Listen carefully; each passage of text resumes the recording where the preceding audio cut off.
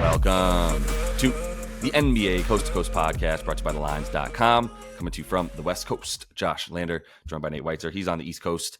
We are looking at play-up props here on a Wednesday. 8 games in the NBA. Ton of teams on a back-to-back. Still waiting on some props to come out, but we got some early looks here for you guys, hopefully with some of that value. Definitely want to make sure to subscribe to that page. Continue to follow along. Check out the best bets videos that we also have up with these play-up props each and every weekday this season.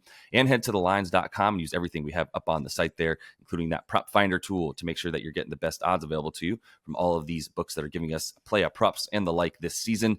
Nate, let's go ahead and jump right into your first play-up prop for tonight. Yeah, I'm going to go Brandon Miller over 19.5 points.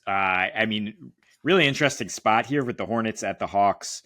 Hawks are coming off a double overtime loss, and the Bulls own the tiebreaker for 9th, and the Bulls get Detroit and Washington next. So basically, let's just say the Hawks are locked at 10th.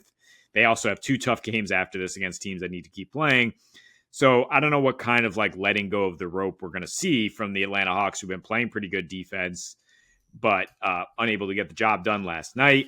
Now they're on very short rest, again, after double overtime. Their last 4 on 0 days rest, they've allowed a lot of rebounds because they've been shooting 46 and 31% from the floor. So you can consider adding the 5 boards for Miller here for 24.5. I mean, that's not as good odds as minus 105 for the 20. But I think, I was interested in the total at first for this game. It's been wonky. Its fluctuation. It went from 220 to 218, now back to 222 because of this situation for the Hawks, I think. But either way, I mean, you can count on Miller and Miles Bridges soaking up the usage, right? I mean, for the last 9-10 games for the Hornets, that's been the case. And Miller's actually at a higher usage here, 25% versus 23.5 for Bridges. He's shooting 40% from deep versus 32% for Bridges.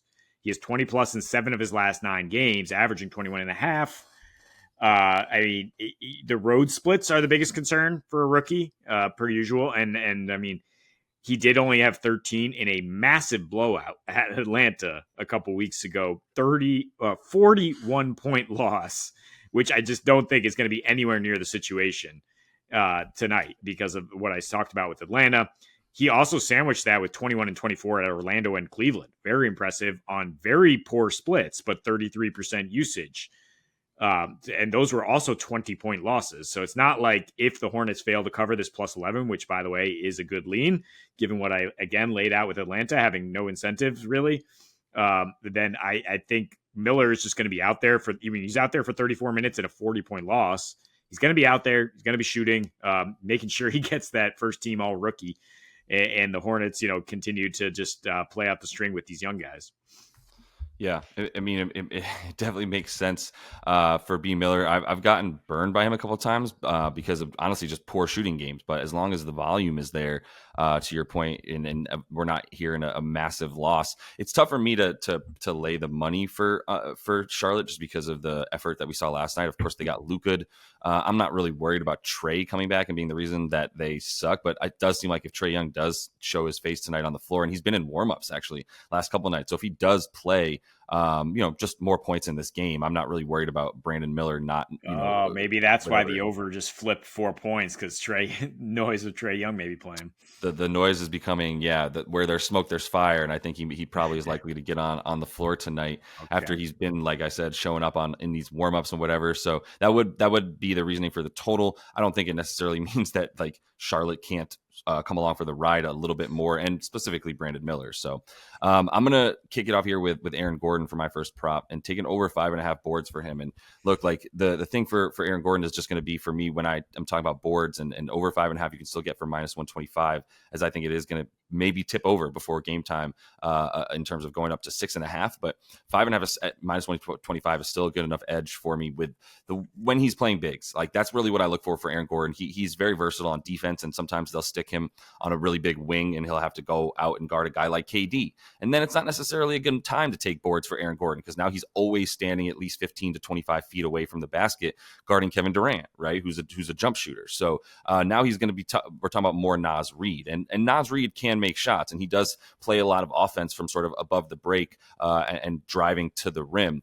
But I like that matchup for Aaron Gordon, who's much more fleet of foot than Naz Reid, who's still a very good, versatile big man. But like when he's played Naz these last couple games, especially this season, dominating the boards. The 75% rebound chance percentage against Minnesota, I do think is in part because Jokic is busy dealing with Rudy. But then you are talking about him just big boying Naz Reid, who he guarded for the majority of last game when they played and had an 80% contested rebound chance or just rebound chance percentage. The contested rebound chance percentage is at 60%. So he's winning that battle 60% of the time whenever it is contested rebound for him against someone like Naz Reid, who he was predominantly going up against. And he's at about 12 now, 11.7 rebound chances per game over his last 10. That's gone up a bunch for him as well. And I mean, it's not like we've really seen Michael Porter Jr. take a bit more of a back seat, but he'll definitely be guarding guys like McDaniels and other guys who are definitely going to be playing from sort of the corner spot, things of that nature, so that it's the down low stuff is going towards Aaron Gordon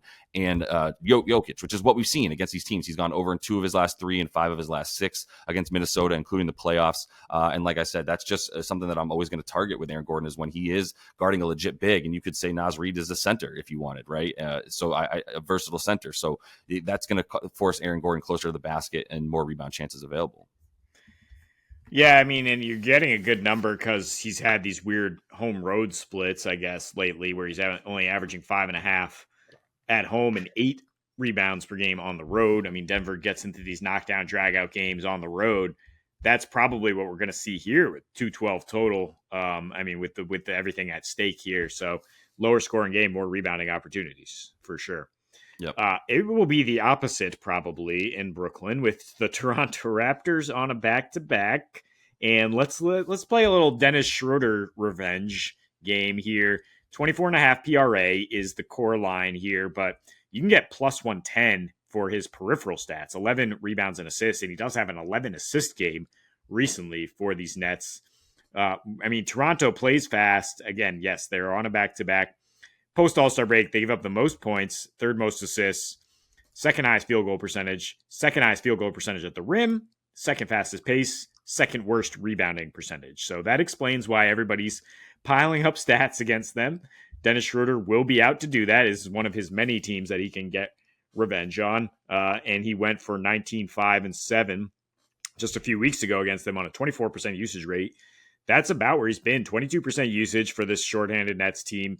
Dennis Smith Jr., by the way, is out. I mean, he's his backup, but Schroeder's gone over in 6 of 8 without him. And he's averaging 16, 5, 6.5 in 33 minutes, 10.5 potential assists per game. Ball in his hands, plenty. And then it's the shots at the rim that you really like in terms of adding the points for him, because he is very crafty going to the rim. 14.5 drives per game in that span and shooting 48% on those drives. He's not necessarily a pass first point guard, but he will pass to the open teammate, as we've seen with these potential assists. So I think it's all there for him in what should be a fast paced game with the Raptors. Looks like they're going to play quickly, which does help actually with more pace and more scoring and more stats. I don't think he's necessarily going to lock up Schroeder, and there's no backline defense for Toronto with all the bigs that they've been sitting. So that's just really where you lean on, is Schroeder being able to get into the paint and then do some damage. Yeah. I've been definitely looking at Schroeder stuff lately, as well as this awful Brooklyn Nets season winds down, and you just sort of see them just kind of crawling over the finish line to get out of here. And Mikal Bridges, not really the offensive, didn't take the leap that some people thought that he might take this season. And that's left a bunch more shots available for Schroeder and for Cam Thomas, who are now both the dudes that I think are good to consistently target for the Nets, as they're just like, get us out of here. Fine, let Cam shoot. Dennis Schroeder's never afraid to shoot. So yeah, I've been targeting his points as well lately, and I think it's a good look. I'm going to close it out with Evan Mobley. And go over 15.5 points in that Cleveland game that you were talking about with Memphis in the best bets video, liking Cleveland to bring it on defense. I think Evan Mobley will continue to bring it on offense. And I think part of the reason I like him here is he's probably a little bit more blowout proof than is a few of these other guys, right? Like, you don't see his minutes necessarily dwindle in games where they've won by 10 to 15 points or so. And that's what I consistently look at here when you're worried about blowout games like this, is like, you can definitely filter stats to like, how did this dude do when this team won by 10 or 15 points or lost by 10 or 15 points? Was he still getting minutes? And Evan Mobley, in the last 10 games that they've won by at least 10 points, has played 33 and a half minutes, which is actually up a little bit from what he's averaged since he came back from injury a few games ago, and is now at about 28 and a half points minutes per game rather in those last bunch of games since he came back from that injury. But if you look at the uptick over the course of the last 10, he's been back now for what, 7 or 8 games or so that he's been back since coming back from injury. Looking at 7 games, he's gone over in 5 of 7, but in a couple of those he's missed some time, right? So if you ramp up his minutes to, at least if he's playing at least 28 minutes, which has been his average since he came back from injury, then he is going over in 5 of the last 6. So like, just, it's the minutes for him, right? And I think they will continue to keep him at least 28 to 32 minutes for the fact that they want him to be in condition for this for this playoff run that they're hopefully going to make and not get bounced from the playoffs in the first round again. And he's been going over a lot lately, and I thought maybe he was really going to be hampered by Donnie Mitchell's return, because he didn't have a very good game against that Lakers squad, but nobody did had a good game against that Lakers squad, and so minutes were actually not available at the end for guys like Evan Mobley, because they were just out of that game. But other than that, he's gone over in 4 of 6 and 5 of 6 where he plays at least 28 minutes. Like I said, Triple J is out for the season. I think that's a huge part of this. There's really nobody on the floor at this point that you think can hang with Evan Mobley in terms of size and versatility for his in-out game. Taking a few more threes, at least he's taking the shots and at least keeping some guys honest by taking those threes, which is something I know the Cavs have wanted him to do. Not necessarily going in at a great rate, but it at least stretches the game out. And now if you're talking about guys like maybe Trey Jemison guarding him, who is a pretty diesel dude, but I would still take Evan Mobley in that matchup down low with the height advantage and in the versatility department here, as well as he's able to make a bunch of good drives to the basket. But yeah, like this is really just partly because like I do think like this is a good opportunity to sit dudes like Jared Allen, who's had to play extended minutes this season because of Evan Mobley's prior injuries, and now you're 2 to 3 weeks removed from him coming back from injury, and it's really time to make sure that he has the stamina for the playoffs. So I would expect them to go to him, even if it's not quite as early, like in the first quarter. Maybe there is a few more Donnie Mitchell shots, but I think Evan Mobley to get his in this one in a matchup against a team that's not going to have anything down low on the 12 or so field goal attempts, 4.5 free throw attempts that he's taking. That's enough volume for me to go and feel good about him to get 16 points. Yeah, you mentioned the blowout concern, but he does have double-digit points in 3 of his last 5 in the first half alone, including he got over the 16 points in the first half at the Clippers. A much more capable defensive team here. As we know, the Grizzlies are they're throwing out a lot of slow-footed bigs who have not been able to really stay in the NBA because they don't have that defensive acumen.